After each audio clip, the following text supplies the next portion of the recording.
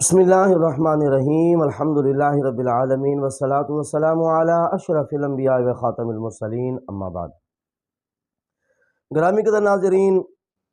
صادق آباد میں مظہر غفور نامی ایک شخص لوگوں کا ایک گروہ لے کر لوگوں کے گروہ میں بیٹھ کر قرآن پاک کا نسخہ سامنے رکھا ہے اور اپنی منمانی اپنی مرضی سے قرآن پاک کی آیات کا ترجمہ اور اپنی مرضی سے اپنی مرضی کے مطابق قرآن پاک کی آیات مبارکہ کی تفسیر کر کر کے بیان کر رہا ہے، جو کہ شرعی اعتبار سے قطعاً ناجائز ہے، حرام ہے، گناہ کبیرہ ہے۔ نہ صرف یہ کہ گناہ کبیرہ ہے بلکہ جامع ترمذی کے اندر حدیث مبارک ہے،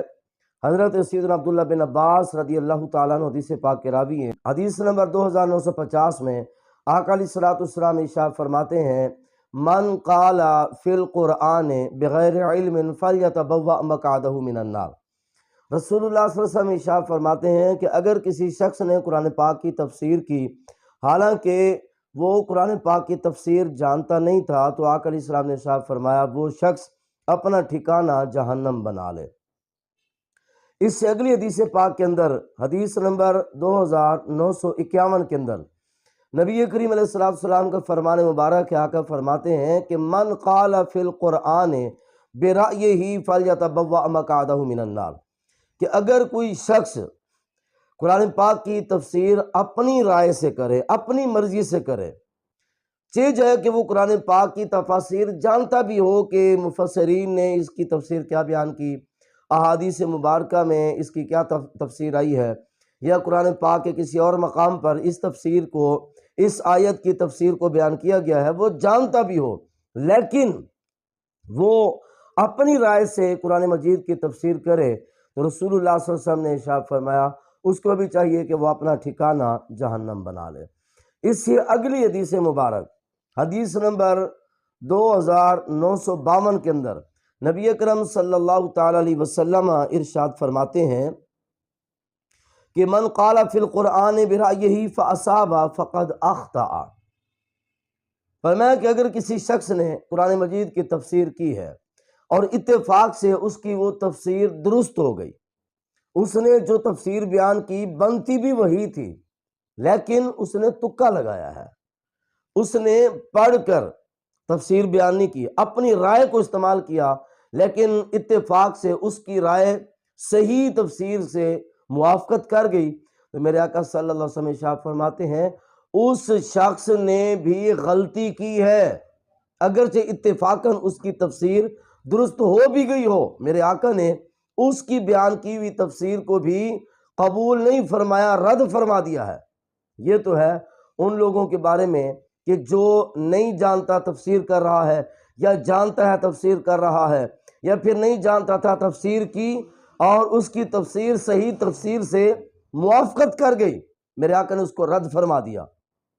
بلکہ فرمایا کہ وہ شخص اپنا ٹھکانہ جہنم بنا لے۔ اب یہ مظہر غفور نامی شخص یہ بیٹھ کر قرآن مجید کی تفسیر بیان کر رہا ہے، جو کہ سراسر غلط بیان کر رہا ہے۔ نہ صرف یہ کہ غلط بیان کر رہا ہے، قرآن پاک کی بھی توہین کر رہا ہے اور رسول اللہ صلی اللہ علیہ وسلم کی بھی توہین کر رہا ہے، تفسیر بے رائے کر کے وہ جہنم میں جانے کا بھی حقدار بن رہا ہے۔ اب یہاں پر شرعی حکم جو ہے وہ حدیث مبارک میں نے آپ کے سامنے بیان کر دی، مقصد یہاں پر شرعی حکم بیان کرنا بھی تھا، لیکن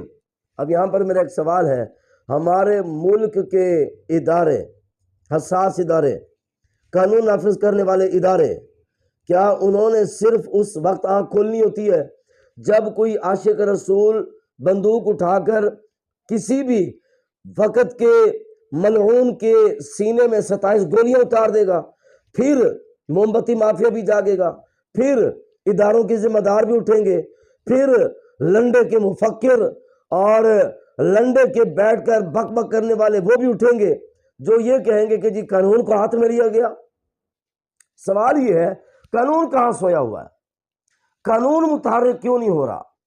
کیوں قانون نافذ کرنے والے ادارے کسی اور ممتاز قادری کے انتظار میں ہیں؟ قانون نافذ کرنے والے ادارے کیوں کسی اور تنویر قادری اور پشاور کے خالد کے انتظار میں بیٹھے ہوئے ہیں۔ قانون نافذ کرنے والے ادارے کیوں اس انتظار میں بیٹھے رہتے ہیں کہ کوئی غیرت مند مسلمان قانون کو ہاتھ میں لے؟ قبل اس کے کہ کوئی بھی شخص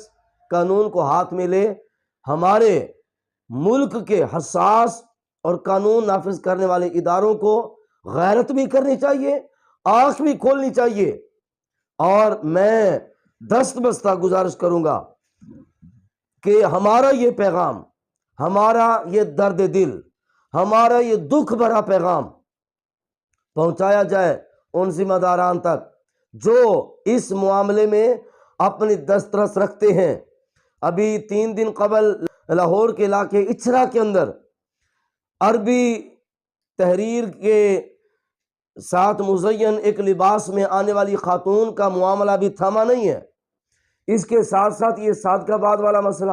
اور اس سے پہلے ابھی کا ہمارے ملک کا سب سے بڑا عہدہ سپریم کورٹ آف پاکستان کے جج صاحب نے جو آل فال اپنی زبان سے نکالا، ابھی تک تو یہ قوم اس درد میں تڑپ رہی ہے اور کرب کا شکار ہے۔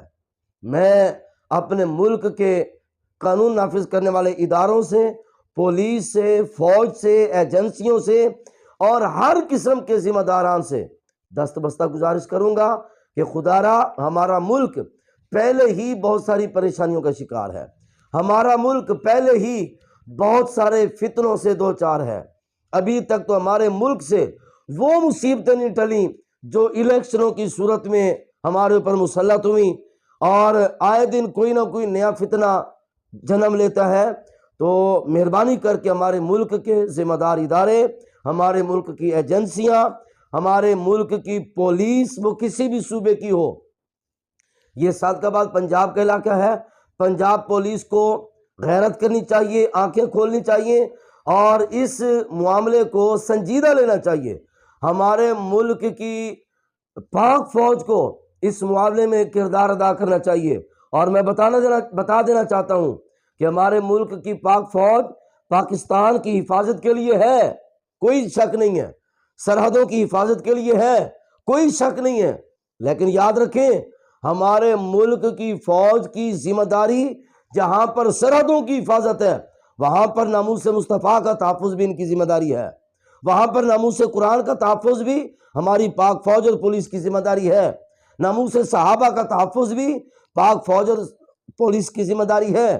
ناموس اور عظمت اہل بیت کے اطہار کا تحفظ بھی ہمارے ملک کی فوج اور پولیس کی ذمہ داری ہے۔ یہ کیوں اپنی ذمہ داری نہیں پوری کر رہے؟ خدارا اپنی ذمہ داریوں کو سمجھیں۔ جب آپ اپنی ذمہ داری کو پورا نہیں کرتے پھر جذبات میں آ کر کوئی ممتاز قادری بن جاتا ہے۔ جب آپ لوگ اپنی ذمہ داری کو نہیں سمجھتے جذبات میں آ کر کوئی پشاور کا خالد بن جاتا ہے۔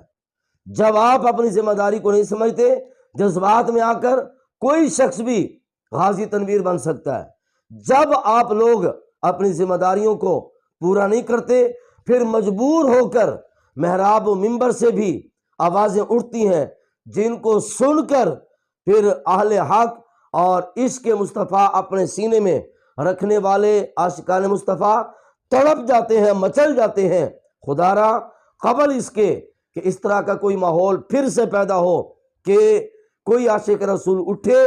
اور گستاخ رسول کا سینہ گولیوں سے چھلنی کرے، میں دعوت پیش کروں گا کہ یہ کام پولیس کا ہے، پولیس اپنا کام کرے اور اس کو گستاخ سمجھ کے پکڑے اور جا کر اس کو قرار واقعی سزا دیں۔ یہ ذمہ داری فوج کی ہے، فوج یہ ذمہ داری پوری کرے اور اس کو گستاخ سمجھ کے پکڑے اور اس کے اوپر جو دفعات لگتی ہیں اس کے اوپر مقدمے دائر ہوں اور اپنی ذمہ داری کو پورا کر کے اس کے اوپر جو سزا بنتی ہے وہ سزا دلوائیں۔ اور اس حوالے سے اداروں کے اندر بیٹھے ہوئے تمام افسران سب تک یہ اس کی گستاخی جتنی بھی وائرل ہوئی ہے بہت حد تک وائرل ہو چکی ہے۔ شاید اس وقت پاکستان کے اندر کوئی شخص ہو، سوشل میڈیا یوز کرنے والا کوئی بھی شخص جس کی نظروں سے اور جس کے کانوں کی سماعت سے اس بدبخت مظہر غفور کی آواز اور اس کی گندی تصویر نہ ٹکرائی ہو۔ ہر شخص جان چکا، دیکھ چکا، سن چکا، پھر بھی ادارے خاموش ہیں۔ یہ ہمارے لیے المیہ ہے، لمحہ فکریہ ہے تشویشناک صورتحال ہے، لہٰذا خدا را اس معاملے کو سنجیدہ لیں اور اس معاملے کو سمجھیں اور اس بدبخت کو قانون کی گرفت میں لائیں اس سے قبل کہ کوئی عاشق رسول اٹھے اور اپنا کام تمام کر دے۔